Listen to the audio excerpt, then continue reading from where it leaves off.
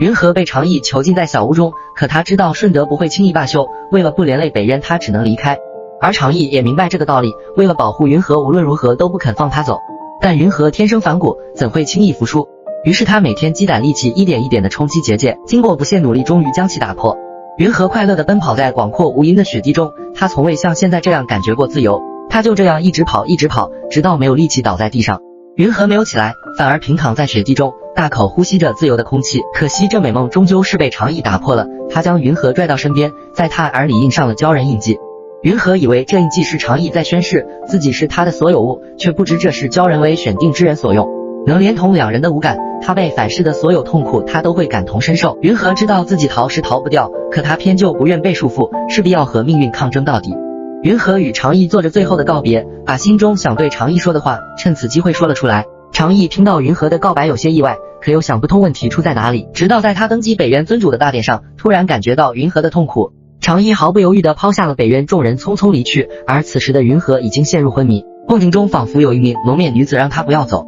云禾真的醒了过来，发现原来是风将炭火吹灭了。长义气势汹汹地赶过来，他失望至极，原来他宁可求死，也不愿待在自己身边。云禾想逼他亲手了结了自己，说出的话句句戳痛长义的心。可就算长义心里又怒又疼，却依旧不忍伤害他，只是转身愤然离去。云禾追求自由的念头落了空，可他又何尝不是长义心中的执念？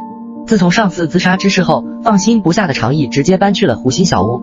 云禾每次起来都发现他在办公，每天都不知疲惫，这又让他担心起长义的身体。为了能让他好好休息，云禾服了软，但长义貌似不吃这套，于是云禾再接再厉的好言相劝。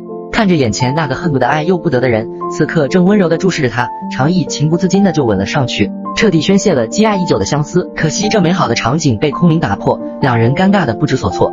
长义有事出去，只留下云禾一人独自烦恼。他现在越发不懂长义对自己的心思，而另一边的长义就连谈论正事时都在回味之前的行为，这冲动竟让他内心生出淡淡的欢喜。长义回来后，云禾质问他明明恨为何还要吻他，没想到长义认真的说，他现在所做事的就是按照鲛人的规矩来做的，还把鲛人印记了的意义告诉了他。没想到云禾却曲解成宁愿放弃感情也要将他囚禁起来。长义实在不想听这口中说出的话，直接将人放倒了上床睡觉。云禾的身体让他不愿也不敢回应长义，而长义的想法是只要他在身边就好。顺德终于出了手，他派万花谷众人前去攻打北渊。云禾在得知消息后，用尽浑身灵力为长义做了件软甲，口是心非语，嘴里说着不要，动作很诚实的急忙收了起来。因为灵力耗损严重，云禾陷入昏迷之中。梦中那名蒙面女子再次出现，这次她摘下了面纱，露出一张和顺德一模一样的脸。原来女子竟是仙师的师父应希雨，她告诉云禾，您若出事仙师所杀，让他一定要告诉青羽鸾鸟，帮忙铲除仙师。另一边长义突然感觉到云禾的不对，忙拉着空明前去诊治，人终于是救了回来。可长义却感到从未有过的恐惧，于是拽起云禾就吻了上去，并将自己大半灵力渡入他的体内。眼看大战在即，云禾怎能看他如此一意孤行，急忙想将鲛珠还给长义，结果却力不从心。云禾埋怨长义不该救他，不该执着于仇恨，应该为北渊打算。没想到长义承认早就不恨他了。万花谷和北渊两军对垒，眼看一场大战即刻爆发，云禾与空明、青瑶及时赶来，他想在生命的最后时刻阻止这场战争。云禾当着众人的面揭开了仙师府的阴谋，并以一个御灵师的身份苦口婆心地劝说他们，鼓励大家勇敢面对困境。长义也当场表态愿意接纳万花谷众人，小心第一个站出来归顺北渊，其他御灵师们也纷纷要求加入。就在这时，尸灵突然出现，当场发功催动了御灵师们身上的寒毒，他们瞬间被冰封。云禾不顾一切地冲出去，耗尽所有灵力，用狐火帮助大家化解了寒毒，他也因此体力透支晕了过去。云禾奄奄一息，长义使出浑身解数想救他，结果已无力回天。云禾拼尽最后一口气摸了摸长义，希望他不要痛苦。内心他心里想告诉长义自己从未背叛过他，可是事与愿违，长义误会他，恨他。可最终云禾还是将真相埋藏在心底，慢慢的闭上了眼睛。长义伤心欲绝，悔不当初，他把云禾葬在了他最爱的冰天雪地里，随风而去。云禾去世后，长义将自己困在了北渊，这里是云禾离开的地方，也是他余生的归处。然而他却不知道，由于云禾修出了双脉，虽然他御灵师的仙体已经消散，但九尾狐的本体留了下来。林浩清将他带回了万花谷，用尽半生修为帮他重塑了人形。醒过来的云禾变成了儿时模样，但手中却紧握着一颗发光的珍珠。林浩清给他取名阿纪，希望他能忘记了一切烦恼，活得单纯又快乐。林浩清将所有的耐心和温柔都给了他，只为护他无忧无虑，简简单单。可阿纪却总是做梦，梦里有一条美丽的尾巴鱼，还有一张熟悉的面孔。阿纪每日饭量很大，身体也长得很快，不过几个月就长成了以前的模样。但好吃的本性是一点没变，连修习法术都得用吃的哄着。万花谷毕竟归天师府管辖，为了不让顺德发现阿纪的存在，林浩清开始教他唤醒术，并允许他出外游历，但不得以真面目示人，也不能出入北渊。这是失去记忆后第一次离开万花谷，阿纪开心的像只自由的小鸟。可是还没玩2天，因为随手救了个御灵师，就被抓去了北渊的无望国。他可不是个省油的灯，竟怂恿被关的几人一起越狱，在通力合作下，几人竟真的逃了出来。偌大的北渊，就在他不知道该往哪走的时候，脖子上的珍珠突然亮了起来，带着他朝冰谷走去，像是命中注定的指引。阿纪遇见了在石头上喝醉的长意，他不知道为什么眼前之人感觉那么熟悉，可长意却因阿纪用了唤醒术，并没有认出他来。这是属于云河的地方，是北渊的禁地，长意怎能容忍别人随便踏入呢？出手就准备惩治擅闯之人，关键时候阿纪脱口而出一个称呼，让长意瞬间呆住，一时间竟不知该如何反应。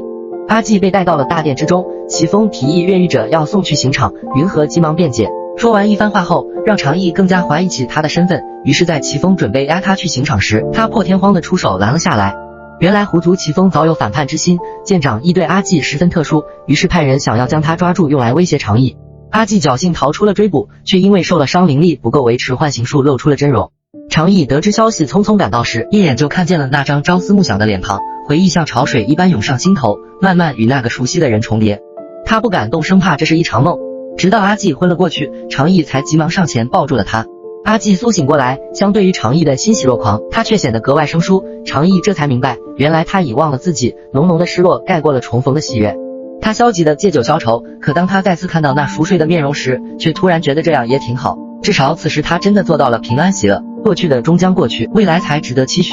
长意重新来到湖中小屋，这里到处都充斥着云河的气息。他将那枚珍藏的海螺放在桌上，彻底和过去告别。他带着阿纪来到冰湖，想和他在这个终结的地方重新开始。眼前的人一如当初一样，热爱、自由、向往美好。看着他那无忧的笑容，长意只觉得岁月静好。可阿纪并不愿停留在北渊，他想要更多的自由。原来自己依旧是留不住他，虽然心如刀割，可这一次长意选择了放手。但在林浩清要带阿纪离开时，他却犹豫了。不知为什么，他总能想起长意看着自己时那悲伤的眼神。尤其在得知他孤身一人去压制地火后，阿纪竟不顾劝阻的想要去他身边。地火山脉中，长意凭一己之力对抗天灾，他已经做好了舍生取义的准备。这时身后突然出现一股助力，阿纪赶了过来，眼看地火失控就要喷发，洞里的高温融化了他的珍珠项链，所有过往的回忆碎片纷纷涌上心头。阿纪想起了一切，他就是云河，那个挨着长意的云河。长意瞬间呆住，他的云河终于回来了。在两人齐心协力的作用下，地火一点一点的被压制，直至将其彻底冰封。可云河却因拼尽全力心脉，被地火灼伤。他没有管自己的伤势，只是深深看着那个忘记了所有却唯独忘不掉的人，爱他成了刻在他骨血里的事情。云河缓缓闭上了双眼，可长意又怎会再次放弃？这来之不易的重逢，这次一定要护他周全。经过长意不分昼夜的救治，云河总算是脱离了危险。他醒来的第一件事就是告知当日在悬崖刺伤他的真相，重生一次让他明白了所谓的为你好3个字，看似出发点是为了长意，其实是剥夺了他选择的自由。爱他就应该坦诚相对，而长意也懂得了爱不是枷锁，他把选择是否离开的权利还给了云河。但这次云鹤选择了留下，心有牵绊就没了无拘无束的洒脱，心安之处就是家。由于地火爆发是仙师所为，云鹤思虑再三，找到了对他御心的办法。两人闯进仙师府内，并合力将仙师困在了云河的梦境之中，因为里面有他的执念宁熙宇，再次相见已隔千年。仙师哭得像个孩子一般，那颗孤寂许久的心也安定下来，这毁了天下的目标尽数化为悔恨。他所求的不过是一个他，于是仙师想将装有凶兽朱燕的戒指取下来交给云河，哪怕是自己青丝变白发。可朱燕哪是任人摆布之物，随即钻出戒指想要毁天灭地。关键时刻长意出手，他一跃而上，不过安危的竟用自己心头血铸剑，欲与朱燕残魂同归于尽。残魂却说长意无果，为保世间苍生长亦不惜的代价杀死了朱燕。仙师心结已解，跟随宁熙宇一起逝去。就在这时，顺德突然出手，吸收了戒指上朱燕残余的力量。他恨云河，是他将宁熙宇带过来，让所爱之人要离自己而去。可是顺德没想到，他的杀招竟被仙师用身体挡了下来。不仅如此，仙师还用尽最后的力气，将长意和云河送离了这里。顺德缓缓走到仙师面前，他苦苦爱了那么多年，到头来却发现自己所爱之人在乎的只是这张和宁熙宇一样的面孔。如今只因宁熙宇一句话，他就抛下了一切，也抛下了他。这么多年的相伴竟是个笑话。嫉妒、不甘、绝望，最终全部化成了满腔怨恨。他恨不得杀了眼前之人，却又矛盾的狠不下心来。